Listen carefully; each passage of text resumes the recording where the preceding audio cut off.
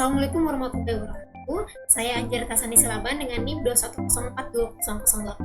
Di sini saya akan menjelaskan mengenai proses komunikasi yang merupakan bagian dari mata kuliah komunikasi dan advokasi kebijakan. Untuk memulai proses komunikasi, kita harus mengetahui dulu apa sih itu komunikasi. Nah, komunikasi itu merupakan suatu instrumen penting yang selalu digunakan manusia dalam kehidupannya. Nah, menurut Rogers, Nella Mulyani dan Teddy tahun 2011 menyebutkan bahwa komunikasi adalah proses di mana suatu ide dialihkan dari sumber ke satu penerima atau lebih dengan maksud dan tujuan untuk mengubah tingkah laku mereka. Nah, komunikasi itu terjadi ketika suatu sumber menyampaikan suatu pesan kepada penerima dengan niat yang disadari untuk mempengaruhi perilaku penerima. Nah, sedangkan menurut Miller, masih juga dalam Mulyana dan Teddy tahun 2011 itu menjelaskan bahwa komunikasi merupakan proses penyampaian atau suatu pernyataan yang dilakukan seseorang sebagai konsekuensi dari adanya sebuah hubungan sosial.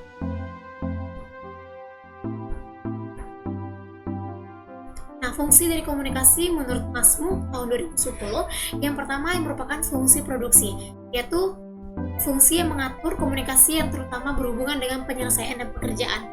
Yang kedua, itu fungsi pembaharuan aktivitas-aktivitas komunikasi seperti sistem dan saran di seluruh organisasi. Yang ketiga, itu fungsi pemasyarakatan atau pemeliharaan aktivitas-aktivitas komunikasinya. Nah, komunikator adalah orang-orang yang menyampaikan pesan dalam sebuah organisasi. Nah, komunikator itu adalah orang yang memiliki gagasan, maksud dan informasi, serta tujuan berkomunikasi. Nah, komunikator adalah pihak-pihak yang menyampaikan pesan kepada seorang atau khalayak luas. Sedangkan komunikan atau receiver adalah orang yang menerima pesan, yang menganalisis menginterpretasikan isi pesan yang diterimanya. Nah, jenis-jenis komunikator menurut Wildell dan Olson tahun 1992.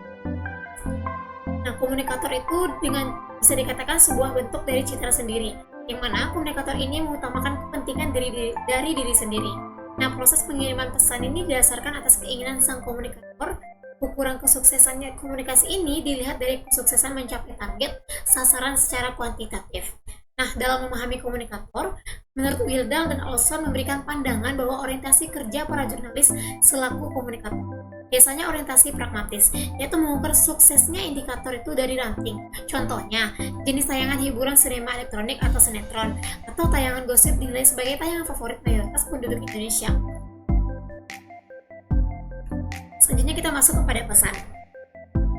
Nah, pesan merupakan gagasan atau perasaan serta pemikiran yang di-encode atau pengirim di-decode oleh penerima. Menurut Lily Werley tahun 2019, pada umumnya, pesan itu berbentuk sinyal, simbol, tanda, atau kombinasi dari semua dan berfungsi sebagai stimulus yang akan direspon oleh penerima. Itu menurut DeVito tahun 1986. Nah, apabila pesan ini berupa tanda, harus membedakan tanda yang dialaminya. Artinya, tanda yang diberikan oleh lingkungan fisik atau tanda universal. Nah, pesan itu dapat disampaikan tepat sasaran apabila memenuhi beberapa syarat. Yang pertama itu direncanakan dengan baik dan sesuai dengan kebutuhan. Yang kedua itu dapat menggunakan bahasa yang dapat dimengerti oleh kedua belah pihak. Yang ketiga itu menarik minat dan kebutuhan penerima serta menimbulkan kepuasan bagi penerima. Nah, selanjutnya kita masuk kepada media. Media komunikasi itu sangat berperan dalam kehidupan masyarakat. Secara sederhana, media komunikasi adalah perantara dalam menyampaikan informasi dari komunikator kepada komunikan yang bertujuan untuk efisiensi dan penyebaran informasi atau pesan tersebut. Nah, fungsi media komunikasi berteknologi tinggi adalah sebagai berikut menurut Burgon dan Halver tahun 2002. Yang pertama itu efisiensi penyebaran dengan adanya komunikasi yang intel atau penyebaran informasi semakin efisien. Artinya itu akan menghemat biaya, tenaga, pemikiran, serta waktu. Misalnya, memberikan informasi melalui SMS, email, ataupun media canggih lainnya. Yang kedua, itu memperbuat eksistensi informasi. Dengan adanya media komunikasi ini dapat membuat informasi atau pesan lebih berkesan terhadap audiens. Misalnya, dosen mengajar dengan multimedia lebih efektif kepada dosen yang mengajar secara konvensional. Selanjutnya, itu mendidik dengan mengarahkan media komunikasi itu berteknologi tinggi, lebih menarik dan bagi audiens. Nah, biasanya hal menarik ini mempermudah komunikator dalam mempersuasi, mendidik dan mengarahkan karena adanya efek emosi positif.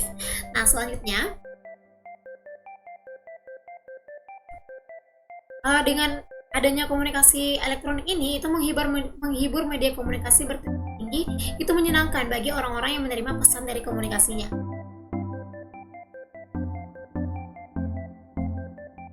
Nah, saya jelaskan sedikit mengenai komunikan. Nah, komunikan adalah penerima pesan dalam komunikasi. Dan sebaliknya, komunikator adalah orang menyampaikan pesan. Tentunya juga ada pesan yang disampaikan dalam media berkomunikasi dan juga efek yang ditimbulkan dari komunikasi tersebut.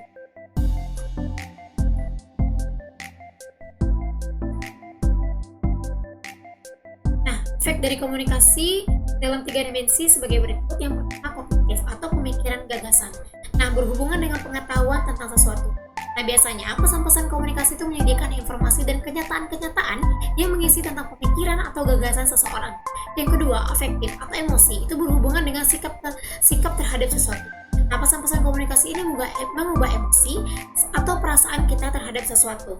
Selanjutnya, ada konatif, itu atau motivasi, berhubungan dengan perilaku terhadap sesuatu. Nah, biasanya pesan-pesan komunikasi ini merangsang atau mengarahkan keinginan untuk berbuat dan melakukan sesuatu.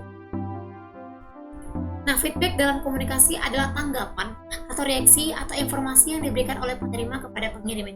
Nah, ini adalah proses menginformasikan pada seseorang tentang area mana yang perlu ditingkatkan dalam suatu pembahasan atau dalam suatu pembicaraan di komunikasi.